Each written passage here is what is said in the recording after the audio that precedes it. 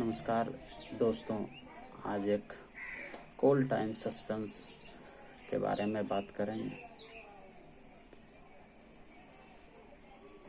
Cold time suspense के बारे में संपूर्ण जानकारी। अगर आपके घर में बच्चे को सर्दी, खांसी, जुखाम हो तो यह वीडियो आपके लिए बहुत ही महत्वपूर्ण होने वाली है।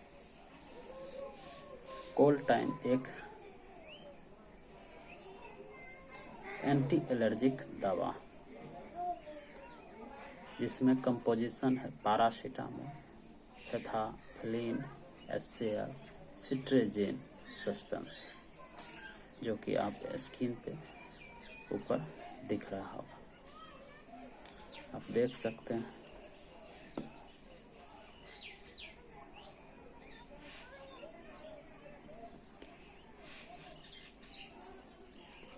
जिसका उपयोग मुख्य रूप से सर्दी, जुखाम, बुखार में किया जाता है, जैसे कि नाक बहना, छींक आना, आँख से पानी आना,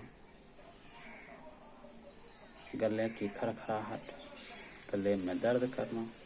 इसके लिए यह बहुत ही लाभदायक एंटी कोल्ड टाइम सिरप बहुत ही लाभदायक।